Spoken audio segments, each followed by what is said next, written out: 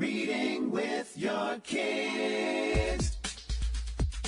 Hola, ni hao, konnichiwa, assalamu alaikum, shalom, mahaba, moni miliwanji, namaste, jambo, bienvenidos. Hi, my name is Jedley, and this is the Reading with Your Kids podcast. We're coming to you from the beautiful neighborhood of Reedville in the southwest corner of Boston, Massachusetts. We are so delighted and so honored that you are joining us in our mission to help families grow closer through reading.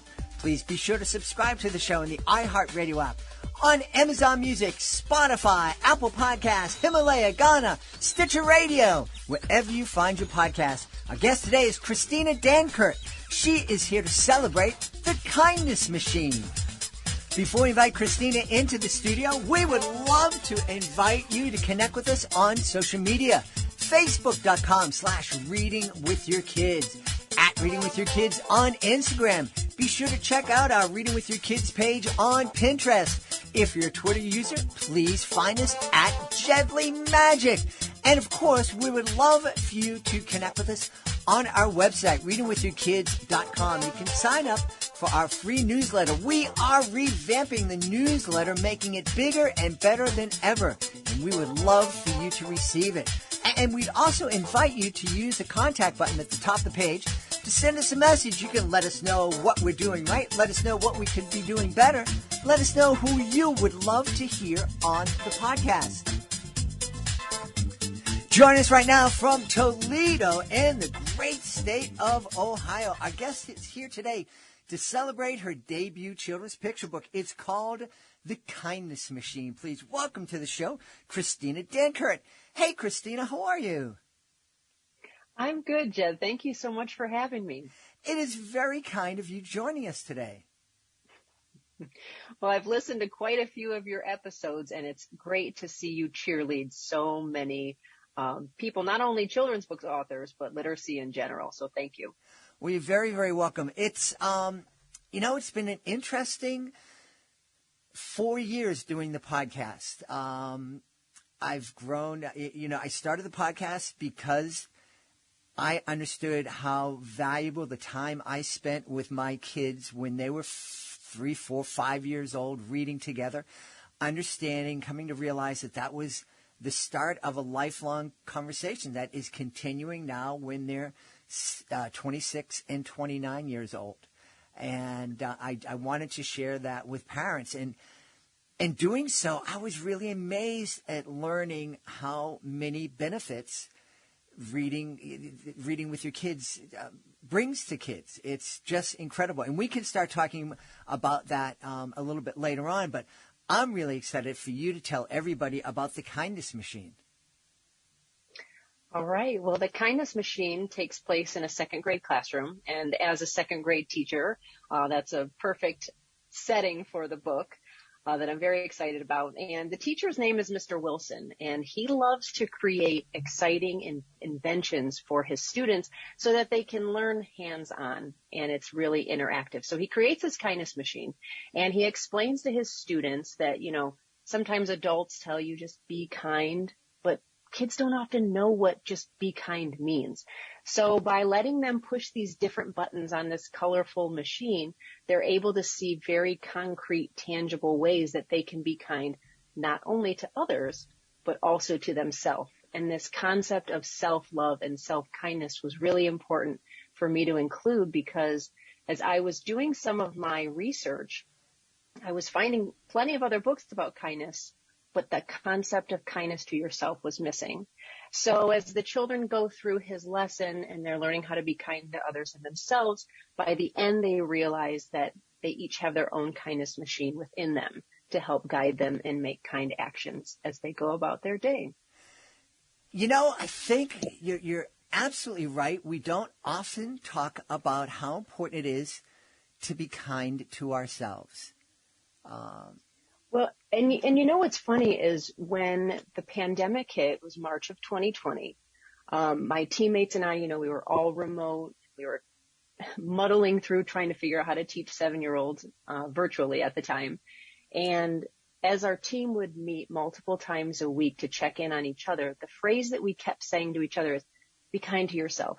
like, give yourself grace. We're trying to figure this out. But we kept saying that, be kind to yourself. And the more I really let that idea kind of marinate, as, it's a challenging concept for us as adults to be kind to ourselves. We're often hard on ourselves. We're judging ourselves based on what we see on social media, what we think we should or shouldn't be. And I thought, oh my gosh, this concept of self-kindness and self-love has to be in the book. And I hope that as children, if they're introduced to this concept early, that it will be something that they can easily believe, and it can build that self-confidence, so that as they are into a young adult and even an adult, they're like, okay, I know I'm working on it, but I do have some of that self-kindness to myself. Yeah. What are some of the things that kids and adults can do to be kind to themselves? So there's a whole lot of research right now coming out about affirmations and about gratitude. And they're saying if you can start your day with an affirmation and end your day with gratitude, it's a perfect way to show yourself self-kindness. So whether it's, a lot of people will use sticky notes or there's plenty of affirmation cards and decks that they can use, or just simply putting, I am kind, or I am enough, or I am strong, I am brave. Giving some of these affirmations that you see first thing in the morning, so you start your day with that positive message, and then thinking about what were you able to accomplish throughout your day and be grateful for. It could be grateful to something that you did. It can be grateful for someone.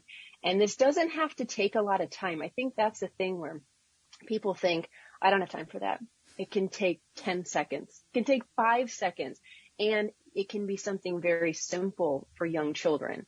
I remember seeing something online where a teacher would use a chant with her students. I am strong. I am brave. I am kind. And they would say it every day. And I thought, all right, I want to start it this year and do it. And it is so fun to have this call and response every single morning. And I tell my students, sometimes you might have a rough morning before you get to school. You can't find your favorite shoes, or you couldn't find your favorite pants, or you spilled milk in the morning. And I said, this is our reset. So I am strong. I am brave. I am kind. I am talented. And saying these simple affirmations that the more you hear it, the more you really start to believe it. So I think adults and children can both take as little or as much time to do both of those things daily. Yeah. As somebody, as an old guy who almost 100 years old, my first reaction to the affirmations, I remember back in the 70s, back before you were born, and Saturday Night Live and Stuart Smiley would come on and just talk about, affirmations in a very sarcastic way.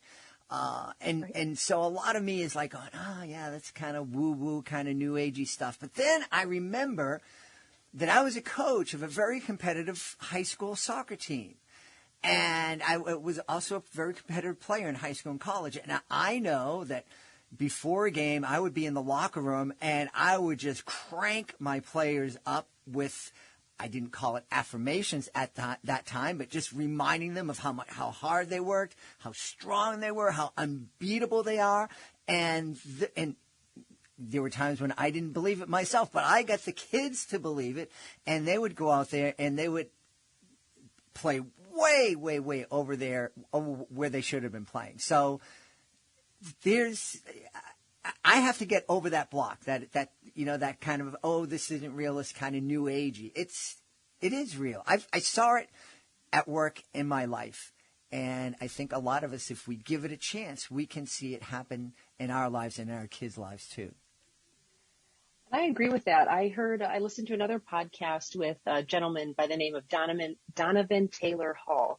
And he works a lot with junior high students. And he talked about how this concept, because of the science that is coming out to support gratitude and affirmation, he said, when you first start giving these gratitude messages or gratitude compliments, people get really uncomfortable because they're not used to someone saying, gosh, I really appreciate you, and genuinely meaning it. Because I know this, even though I'm younger, I do know the SNL skit you're talking about. And it, I think, was mocked for so long, but I think you're right. If people can give it a shot and get over that self-conscious piece of it of like, oh, I don't know how to respond, or this makes me feel uncomfortable, to give it a chance, because that is a comment that he made, that with his junior high school students, they weren't used to getting that feedback. And then they learned, okay, I can accept that feedback, and then I can learn how to give it to somebody else. And I mean, a lot of times I think that as humans, we think of a compliment and we don't say it. And that is something that we included in the kindness machine, which was, we've all heard the saying, if you don't have anything nice to say, don't say anything at all. But if you do have something nice to say, don't just think it. Make sure you give that kindness compliment, because it really can change someone's whole day. And I think sometimes it surprises people when you say, thank you so much for holding the door. Or, that's a great outfit, whatever it is. It doesn't have to be about a person's physical appearance, but about who they are, or an action that they did, that they'd love that acknowledgement when somebody says that to them. Yeah, I think that's really important. I know I've heard people tell me now, when I haven't seen them for decades, and they'll come up to me and they say, hey, when I was in high school, you said this to me and that made such a difference. And I'm sitting there going, I'm sorry, I don't even remember your name, but great, I'm glad that helped. Right. And I think it goes both ways, where, this idea of kindness, I feel like for a lot of listeners here, they can think, if I were to ask them to think of the last kind action or the last kind statement that someone made to you, you might have to think a little bit. But if I spun it around and I said, all right, now think of the last unkind action or unkind statement, unfortunately, you're able to grab onto those because those stick with you. And I think with kindness, it's often noticed that we need it when we see the unkind actions and the unkind language. So I think that's really important, to think that, for kids to understand that what they say has meaning. The old saying, sticks and stones may break my bones, but words never hurt me. I don't believe that, because we can all think of phrases and comments that people made when we were younger that are hurtful. And we're hoping that, children start to understand that they can make a difference and they can impact someone positively by speaking kindly. And it's simple. Mm-hmm. It doesn't cost anything. It doesn't take a lot of time, but it can really, really impact people in the long term, years and years down the road. Yeah. And I also love that you're encouraging kids, and as you're encouraging kids through this picture book, you're also encouraging their families to live gratefully, because I'm very, very familiar with the science behind gratitude. And there is really, really strong science that shows that when you live gratefully, when you're appreciative of what you have instead of wishing for what you don't have, you're healthier, you're happier, you do better in school, you are able to endure pain longer when you live gratefully. That just blows my mind. And there's science behind it. It's just not some scripture or something that we want to have happen. There's actual science behind it proving that it works. Yeah, I read a great book this summer called The 5 Benefits of Kindness. And it was exactly that, where it's like reducing your stress and, producing those positive, what is the word I'm looking for? Hormones and things, where it's releasing those positive chemicals in your body. And it is incredible. And it's one more reason to be kind. And one of the things that I'm really happy to have in the book is my husband is the illustrator. And he was able to take a little part of the machine and slide it in the bottom right-hand corner in the heart of the book. And it's a one-line, one-sentence question. So as the students learn, we'll go back to this concept of giving a compliment. They'll ask this question of, what kindness compliment can you give today? Or when we talk about that self-love and self-kindness, the question in the corner is, what do you love about yourself? So it takes the book from just the text and just the story, and it allows both the child and the caregiver to have a moment and think about, well, what does this mean to you? How can we apply this into your own life so that it's not just the characters in the story that these things are happening to, but, oh, I can do that too. And I think that even if you have a little listener, like a 3 or 4-year-old, they would be able to tell you something that they love about themselves as well. Absolutely. Hey, as a second grade teacher, you're teaching kids at the age where a lot of parents are kind of saying, oh, my kid can read independently now, so I don't have to read to them anymore, which is a terrible attitude to take. Or they're saying, oh, man, I don't have to read with them anymore. And I am betting that there's a part of you that says, keep reading with them.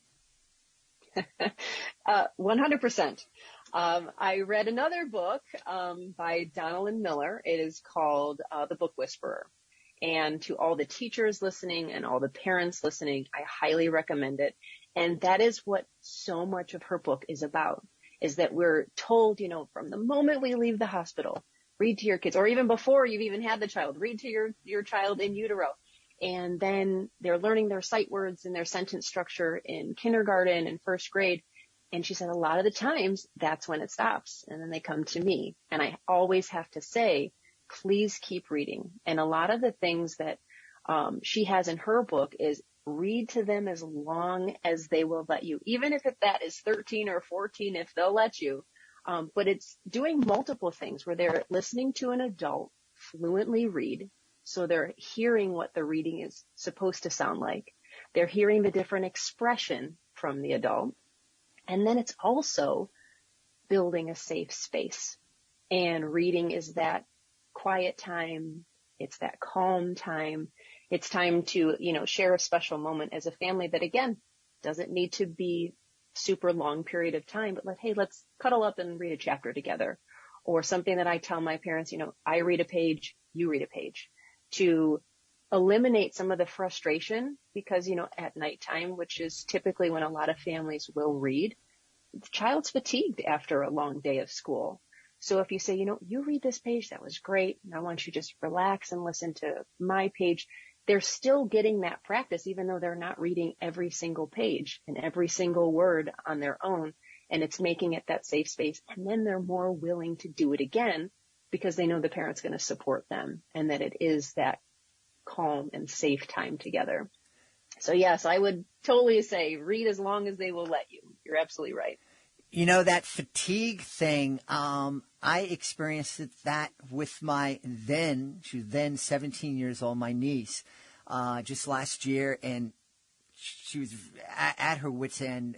Remote learning wasn't for her, and she was taking an advanced physics class, and she was just too tired. She still had a lot of work to do, and she's just too tired. And I said, I'll read it for you.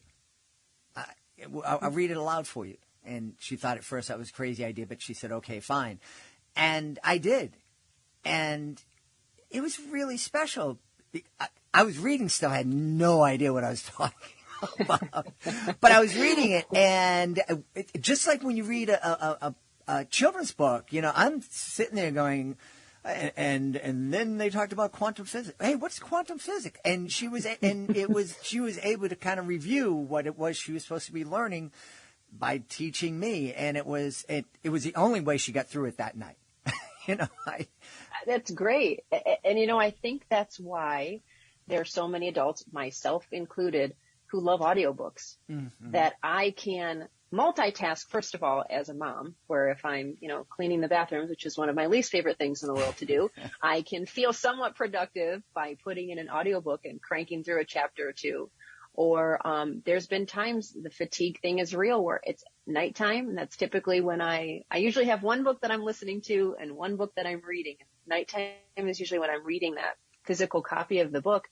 And some nights I'm just too tired, but I want to kind of unplug and turn off my brain, and I'll listen to somebody read to me. Mm-hmm. And it's enjoyable. It's a different type of entertainment, and it's still allowing me to listen to more literature and listen to other people read it. And it's extremely enjoyable. And it's so funny because I wrote a blog post about this, are audiobooks cheating? And the comments that came in from so many young people that have young children, they're like, oh my gosh, this is the only way I get a chance to read. And then my 89-year-old grandmother made, I think, an extremely great point where she said, my eyes aren't what they used to be. So she said, by listening to a book, it still allows me to do the reading. And she said for her, it even made her think back to when she was younger, listening to the radio.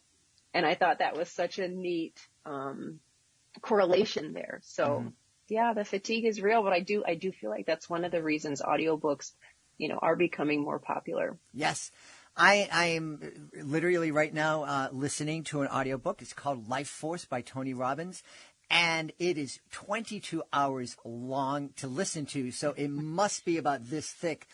And there is no way I would ever even think about picking it up and actually reading the physical book. But I'm so glad the audio book is here because I'm learning a lot.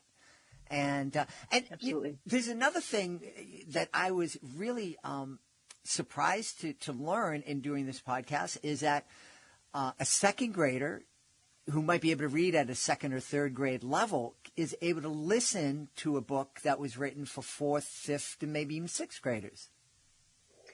Yeah, absolutely. And I think that's why, it's so important in picture books to have some of your language, not a lot, but have some of your language be more advanced vocabulary because it's allowing the student as a listener to learn new words. You don't want to do too many that they're hitting that frustration point and then it is impossible for a second grader to read. But yeah, a lot of the books that are read alouds for teachers are above the grade level, and that's across the board. But they're, again, not reading it. Their oral comprehension is often greater than their reading comprehension. And building that vocabulary, and like you gave the example with physics. And what does this mean again? We do that all the time. As teachers and as parents, well, what do you think that means? Or, kids are great and they'll just say, what does that mean? What did you say? What was that word? And they'll ask those questions, and it's a perfect teachable moment to stop, talk about the vocabulary if you need to give an example, and then move on, and they've filed that away for the next time. Yeah. There's a question that I love to ask educators, and I'm going to ask it in a moment. But before I do, what's the most delightfully surprising act of kindness you've witnessed as a second grade teacher? If I have to pick one, we have a buddy bench. I've heard the word buddy bench. I've heard the word friendship bench out on our playground. And it was built by our high school shop class. And most of our elementary schools have them. And our counselor does an incredible job every year explaining that the bench is for someone that they really want to play with a friend, but they either can't work up the courage to ask a group, or they're a little bit nervous and kind of feeling shy. And I think when the bench first went in, kids weren't exactly sure what to do. And the past few years, I have noticed someone barely sits on the bench and people are already there finding that friend and saying, hey, do you want to play? And again, kids are great. And they say, yeah, thanks so much. And they just go play. And that's a repeated act of kindness that, recess is only 15 minutes, but if you have a rotten recess, it can take your whole day. And that's what you fixate on. So I love seeing kids that they're aware that someone needs a friend and they're not just overlooking them and they're going, oh yeah, come on, play with us. Even if it's not their typical normal, group of friends. And then they have the opportunity, maybe the next recess. Hey, can we keep playing that game? And that's one of my absolute favorite acts of kindness to see. That's beautiful. And it was all made possible by an act of kindness by your high school kids. Absolutely. Yeah, yes. Neat. Okay, so I present educational magic shows at schools all around the country. And if I had a magic wand, which this is a big pen, but say this was a magic wand and I were to hand it to you, how would you use that magic wand to change the way we educate our kids? Oh my, to change how we educate our kids. I would say if I could wave your magic wand there, just to have people slow down. I think that things are moving at lightning speed right now, and that creates stress and anxiety. We're seeing a lot more of that over the past few years, and teachers have a lot of pressure right now that they're not only covering academic standards, but we're hitting social emotional standards. We're taking care of students to make sure they have food. We're making sure that kids know that they're loved, that they have a coat, that they have gloves and boots and things. And it feels just so rushed sometimes. So if I could wave the magic wand, and if things could just slow down and let people, teachers, educators, parents, students, everyone just feel that little bit of calm, I think that would be perfect. Awesome. Well, when they were in that moment of calm and after they regrouped themselves, where could they go to find out more about the Kindness Machine? You can visit my website, ChristinaDankert.com. From there, you can read about me. You can read about different things that I choose to blog about. A lot of it is for teachers, but there's plenty that parents can read as well. I have printables that teachers and parents can print out, and of course, information about where to buy the book. Awesome. And remember, just because you don't have that professional title as a teacher, as a parent, you are your child's first and most important teacher. So maybe some of that stuff is applicable to you too. We've had a wonderful time speaking with the author of The Kindness Machine, Christina Dankert. Hey, Christina, thanks so much for being with us. Thank you so much for having me. Please be sure to join us for the next episode of the Reading with Your Kids podcast. Our guest will be Adrian Gonzalez. He'll be here to celebrate unexplainable adventures, the power of influence. That's the next episode of the Reading with Your Kids podcast. Hey, if you're the author of a fantastic children's book, we would love to help you celebrate your book and let the world know all about it. So many ways that we can help you. You can be a guest here on the podcast.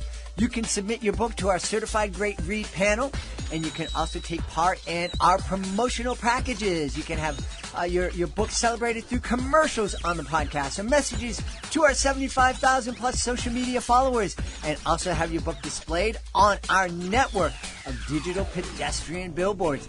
You can learn all about it by going to our website, readingwithyourkids.com, clicking on the author's Click Here button at the top of the page, and scrolling on down to the various services. I want to thank the folks who made today's show so wonderful. Of course, I want to start by thanking our guest, the author of The Kindness Machine, Christina Dankert. I also want to thank my team, Fatima Khan, Rory Grady, Skylar Strauss.